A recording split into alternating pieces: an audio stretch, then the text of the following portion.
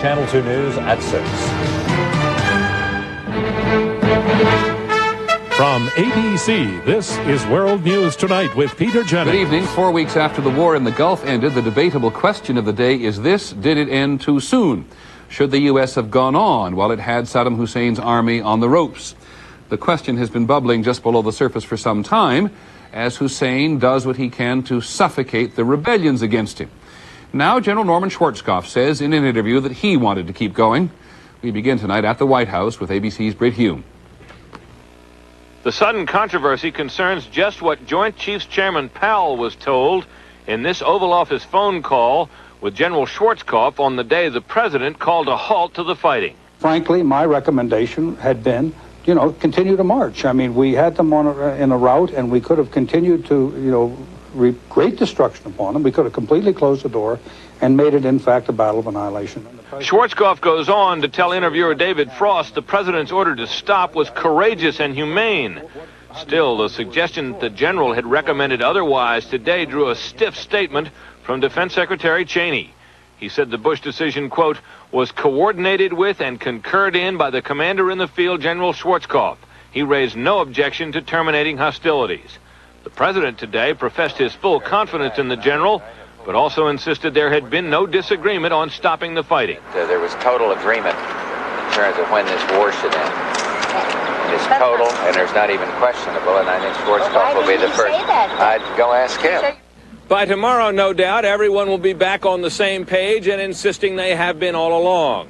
Whether that's true or not, the incident seems a clear indication that with events spinning out of control in Iraq, the administration is worried about criticism that it didn't do enough to finish off Saddam Hussein when it had the clearest chance.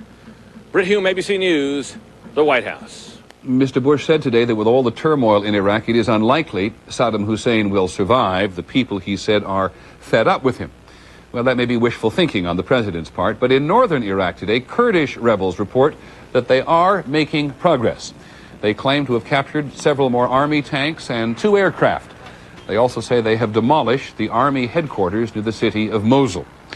There is pressure building on Saddam Hussein again at the United Nations. 4 weeks after the Allies stopped the shooting, the major powers are finally said to have agreed on their terms for a permanent ceasefire. Very tough terms for Iraq. Here's ABC's David Ensor. The proposed UN resolution sets out in humiliating detail what the Allies are demanding from Iraq. Destruction of its most dangerous weapons, chemical, biological, ballistic missiles, under international supervision. An arms embargo against Iraq to stay in place indefinitely. Iraqi recognition of Kuwait's border, and a percentage of Iraq's oil revenues to be set aside for years to pay for damages, including damage to the environment. Iraqi officials call the terms for a permanent ceasefire unjust, and they are threatening to refuse them. We feel it's unfair, and we hope it would not lead to further complications in the region. But the Bush administration says Iraq should not be given any choice in the matter. It would be the position of the United States that these resolutions, if adopted, should be implemented regardless of whether Iraq accepts it or not. U.S. officials say if Iraq does not agree to the terms, it will not be allowed to sell a drop of oil or to import anything except food and medicine. Western diplomats at the UN do offer Iraq one carrot. If Saddam accepts the permanent ceasefire terms, then the Allies would stop shooting down Iraqi fixed-wing aircraft, permitting a tougher crackdown on the rebels. Whether Baghdad accepts the terms or not, the administration is eager to get American troops out of Iraq. Officials worry about being dragged into that country's civil war. As soon as the United Nations Observer Force is in place along the Iraqi border, officials say American and Allied troops now in Iraq will be withdrawn. David Ensor, ABC News, the State Department. Right now, those troops to which David Ensor refers are in the position of having to act as relief workers, doctors, and policemen, often under considerable constraint. Here's ABC's Jim Bitterman. This morning, armed bandits committed murder in Colonel Stephen Smith's sector of American-occupied Iraq. There's a white Toyota with 4 men in it moving towards your tanks now. Block that road. I want to search that vehicle. Colonel Smith, a battalion commander in the 1st Armored Division, organized his men and went on a hunt for the killers. They found surrendering Iraqi soldiers and some active duty soldiers who had sneaked across the American front line to steal water. But they never found the murderers. The American Army took this part of Iraq, but occupying it can be exasperating. Where's the translator at? The Army has an enormous job dealing with people fleeing from the fighting in Iraq. Resistance fighters who arrive by the truckload with tales of horror just up the road. They executed their kids, bombed their houses. Is that right? And they said they were raping women and young females. And all we got to do is roll up the road and those bastards and fold. A lot of sad stories up here, guys. The commanding general hears their stories of atrocities but can do nothing about it because President Bush has decided the U.S. will not get involved. Major General Griffith and his men can try to do one thing: assist the thousands of refugees who are arriving in growing numbers. At one checkpoint aid station, the battalion's doctor treats a steady stream of fresh shrapnel wounds, gunshot victims, and gangrene. 2 refugee mothers have given birth to children in the doctor's operating tent this week.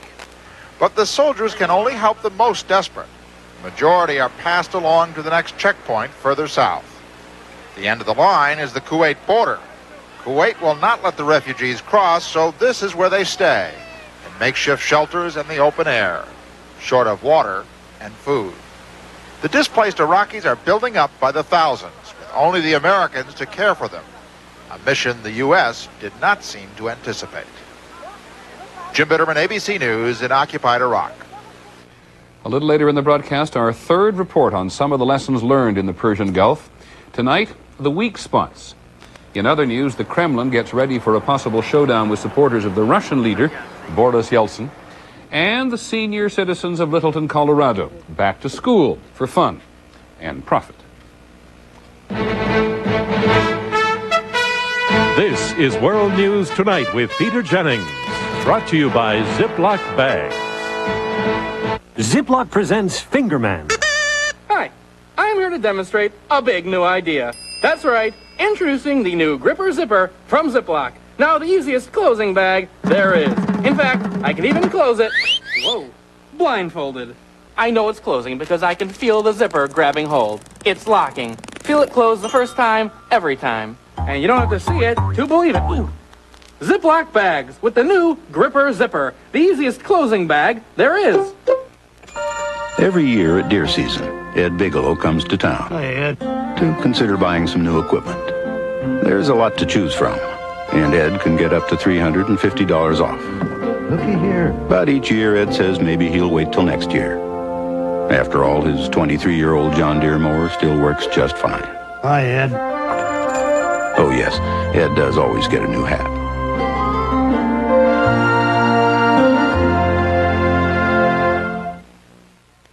There is a lot of tension and anxiety in Moscow tonight. Tomorrow, supporters of Boris Yeltsin, the Russian president, are planning what could be one of the largest anti-government demonstrations ever seen in the Soviet capital. The head of the KGB and the interior minister ordered demonstration leaders to cancel tomorrow's rally. The answer was no. Here's ABC's Jim Lorry. Tensions were raised today with the unusual appearance of a column of armored personnel carriers in the heart of Moscow. Soviet Army spokesman said the vehicles parked about 3 miles from the site of tomorrow's planned rally were simply on a training exercise. The so-called exercise came after Gorbachev had ordered political demonstrations here banned for 3 weeks and put city police under Kremlin control. Demonstrators plan to gather in 2 central locations here and march toward the Kremlin. If they are stopped, they say, they will turn back peacefully. Earlier today, police fenced off Red Square to help conservative opponents of Boris Yeltsin get to the Kremlin for an emergency session of the Russian Federation Congress. The conservative delegates want to unseat Yeltsin, who they say is trying to destabilize the nation and who has called on President Gorbachev to resign. Whatever happens tomorrow in the Congress and on the streets, there is no doubt the political struggle between the forces of Yeltsin and Gorbachev will deepen. Jim Lorry, ABC News, Moscow. There is enough tension in Moscow tonight for the CIA and the State Department to be taking a particularly close look. They conclude, as of now, that both sides are anxious to avoid a head-on clash and that barring an accident or unexpected provocation, there will not be any trouble tomorrow. Still overseas, South Africa, shaken once again by violence committed by blacks on other blacks. In the latest outbreak overnight, 15 people were killed and 18 others wounded when gunmen attacked a funeral vigil in the black township of Alexandra near Johannesburg. Here's ABC's Richard Sergey.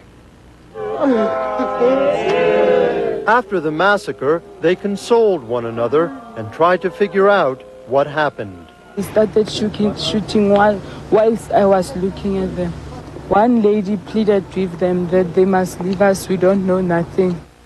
No one knows what provoked the attack, but many residents accuse police of ignoring threats that it was coming. But Archbishop Desmond Tutu, South Africa's highest black church leader and winner of the Nobel Peace Prize, said police are not the issue. Something has gone desperately wrong in the black community.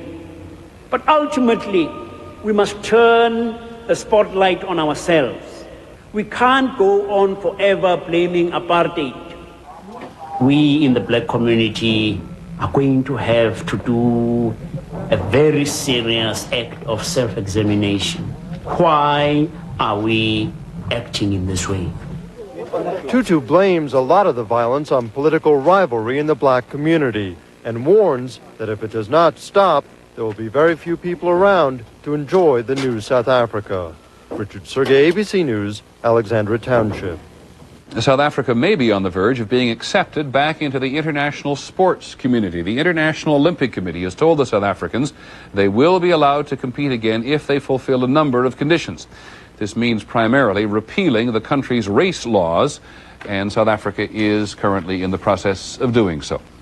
When we come back, Chief Gates' plan to reform the Los Angeles police. Some people drive miles out of their way to buy what they think is the best dog or cat food. But the fact is, this is all you have to drive. Because you don't have to go further than your supermarket for high-quality nutrition. Just stop at the Purina One Pet Nutrition Center. You'll find a whole new line of Purina One brand dog and cat foods for every stage of your pet's life. To me, there's nothing better than Purina One. Purina One, second to none. Now for your dog and cat. Roger just can't stop talking about the terrific taste of new Arm & Hammer Dental Care Gel. Right, Roger? Mm-hmm. It has the cool taste of freshly picked mint. Doesn't it, Roger? Mm-hmm. And it has the baking soda our dentist recommended. We'll never go back to our old gel. Will we, Roger? Mm-mm. Mm-mm. New Arm & Hammer Dental Care Gel or paste from the baking soda experts. Anything else you'd like to add, Roger? Mm-mm. Mm-mm. LensCrafters made me these wonderful top-quality glasses and got me back on track in about an hour. LensCrafters puts the whole lab right in the store to custom craft your top-quality glasses in about an hour. Call LensCrafters at 1-800-522-LENS. This Easter, put all your love in one basket. The FTD Easter Basket Bouquet. Only your FTD florist can send your love so beautifully. The Easter Basket Bouquet. All your love in one basket. In Los Angeles today, the city attorney has ruled that the idea of a public election designed to recall the Los Angeles police chief is permissible under city law. The videotape beating of a black motorist by police has caused critics to call for Chief Daryl Gates to resign, and if he will not, which he says he won't so far, to try to force him out. Gates has continuously says no, and today he's announced his own plan to restore confidence in his department. Here's ABC's Judy Muller. Ever since the Rodney King beating, Police Chief Daryl Gates has been on the defensive. Today, he took a different approach. We must look for any and all conditions that may have contributed to the development of attitudes and patterns of behavior that could have led to this kind of gross misconduct. Gates announced a 10-point plan to improve the police department. It calls for an independent panel to study recruitment and training, a 24-hour hotline for complaints about police misconduct, better monitoring of communications between police cars, and regular polling of the community on attitudes about police. But the Gates plan has not appeased some critics. Better than nothing, but not enough. We need a complete look at this department by an independent commission. We need new leadership in this department with fresh ideas and a new way of relating to the community the police department is supposed to protect and serve. At least one city council member agrees. The time has come for Chief Gates to resign. Councilman Michael Wu is the first elected city official to call for Gates to step down. Mayor Tom Bradley has refused to call for Gates' resignation, but he has been accused of trying to force Gates out by stacking the police and civil service commissions with critics of Gates. Those commissions are the only bodies with the power to fire the chief. There has been no desire whatsoever to load up, as you put it, any commission. Chief Gates continues to insist he will remain on the job and carry out his plan for improving the department.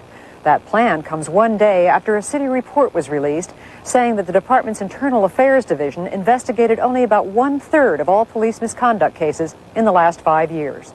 Judy Muller, ABC News, Los Angeles. Some national political news. The governor of Virginia is testing the political waters for a possible run for the Democratic presidential nomination. Supporters of Governor Douglas Wilder filed papers with the Federal Election Commission today. Paul Tsongas, the former Massachusetts senator, has also filed with the commission. Another report of poor care at a veterans hospital, this time in Chicago. The chief of staff of the Veterans Affairs Medical Center was demoted and 2 kinds of surgery discontinued at the hospital. Investigators say that of the 43 people who died after treatment in a 9-month period, more than 1/3 had received inadequate care. The veteran actor Aldo Ray has died of cancer. He appeared in more than 60 movies, most often as a gruff soldier in films like Battle Cry and The Green Berets. He was 64. We'll be back in a moment.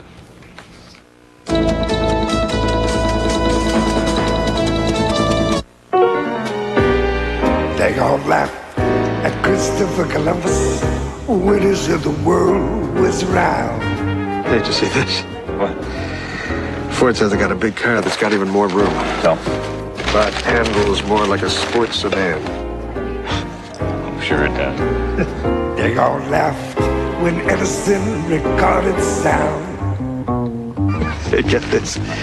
They said they made this V8 for it. It's got more power, get better gas mileage. Yeah, right. It's what it says here. They all laughed at Wilbur and his brother when they said that man could fly. So, when is this miracle car coming out? 1999? Try today.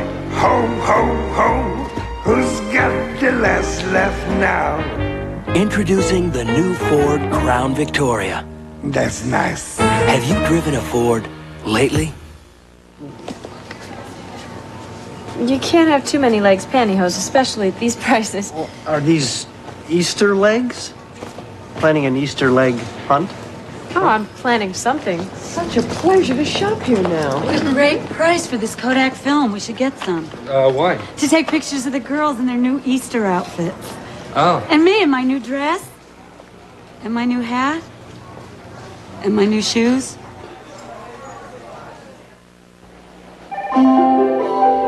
I am holding something green and powerful, and it's going to change your weekend. What, lawn clippers? I'm picking you up at 4 o'clock. So where are you taking me? Reservation for the Newtons? Yes, ma'am. What else have you got planned? The whole weekend. Only one card gives you the privileges of membership. The American Express card. Don't leave home without it. Our third report this week on the military lessons learned in the Persian Gulf. The past 2 nights we've heard about what went very right for the Allies in the air and on the ground, and quite a bit went right. Still, there were areas in which the U.S. forces were vulnerable. Here's ABC's Bob Zelnick.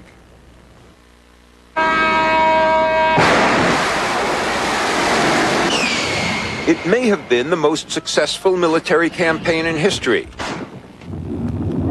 But the Iraqis did not provide a stiff test. Now, military planners are focusing on the weak spots that a more able enemy could exploit. The 1st Division to arrive in Saudi Arabia was the 82nd Airborne. While highly mobile, its troops are lightly armed. Not sufficiently heavy to be able to deal with heavy armored formations, such as the Iraqis had deployed in Kuwait, but adequate to the task this time around. But had the task been to fight the Iraqis attacking in strength, these troops could have been quickly overrun. To beef up these forces, the U.S. had to send heavy tanks by sea. With only 7 fast sea-lift ships, the first M1 tanks did not reach Saudi Arabia until almost a month after the first troops arrived. In fact, on the very eve of the ground war, the Army's best tanks, the M1A1s, were still arriving from Europe. If you don't use this crisis as an attempt to get more sea lift, I don't think you ever will.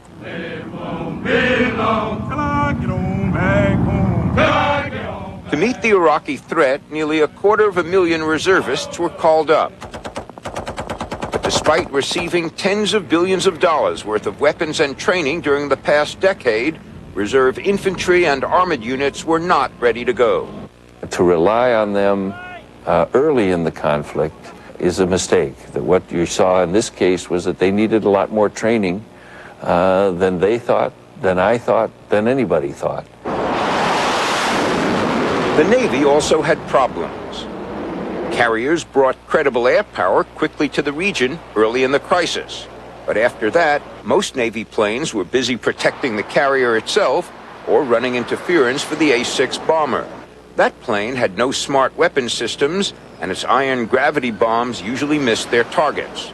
Most of the A-6 priority missions were eventually taken over by the Air Force. It seems to me that the Air Force in the long run is going to come out as a weapon of greater choice than the Navy has been in most people's mind.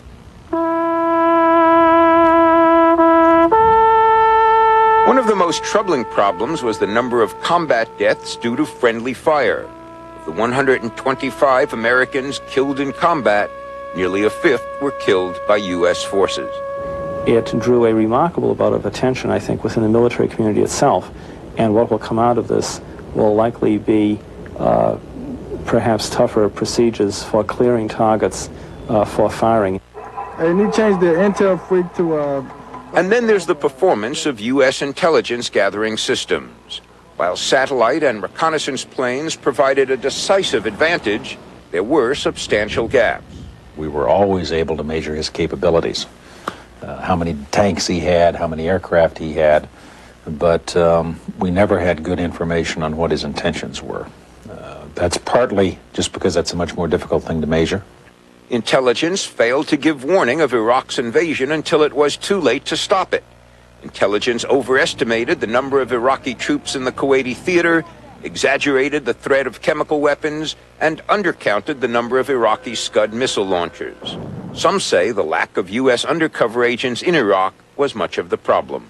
Those are the kinds of things that you can't learn very well by just electronic or technical means or satellite photographs. You've got to have people on the ground. The prevailing Pentagon view is that the war vindicated the military's commitment to things like smart weapons, advanced aircraft, and the all-volunteer Army. But perfectionists here are already trying to change those things that didn't work as well.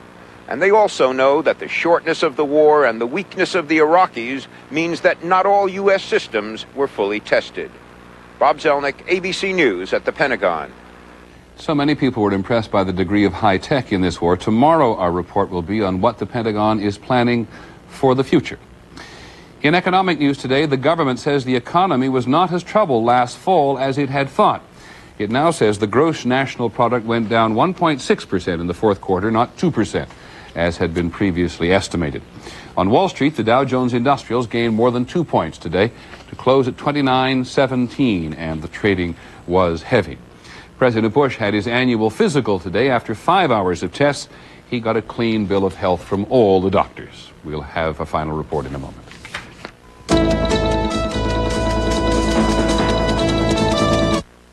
If you want to know which plant food America's best gardeners use, ask the champions in the Guinness Book of World Records. I swear by Miracle-Gro. It's the best. I grew my world record cucumber with Miracle-Gro plant food. I know Miracle-Gro gives me more vegetables than other types of plant foods. Hey, if world champion gardeners depend on Miracle-Gro, shouldn't you? Now the Miracle-Gro No Clog 2. It's 3 feeders in one. It's a gentle feeder for delicate flowers, a wand feeder for hanging baskets, a fast feeder for lawns and shrubs. Did you know The cost of 2 business calls from these Detroit mechanics to Atlanta may surprise you. Vintage cars are my specialty. With AT&T Long Distance, your small business can get AT&T quality at extremely competitive prices. I treat cars like people. Even though the other company would like you to believe See ya. they always save you lots of money. That's all I save? Drives you crazy, doesn't it? Competitive price, another AT&T advantage. We lowered our prices and the response was amazing. So Color Tile is extending the biggest sale of the year. It's your last chance to save on DuPont Stainmaster Carpet, just $10.99 installed. Ceramic tile, 49 cents to $1.99. Mini blinds, buy one, get 2 free. Vinyl tile starting at 49 cents, our lowest price of the year. Last chance for prices even lower than last year. It's the biggest sale of the year at Color Tile. Sale ends Saturday. This is Bob Mueller. Coming up on Channel 2 News at 6, state agents investigate problems at 2 nursing homes here in Middle Tennessee. We'll have details next on Channel 2 News at 6. Finally here this evening, an ingenious government program that is actually designed to solve several problems at once.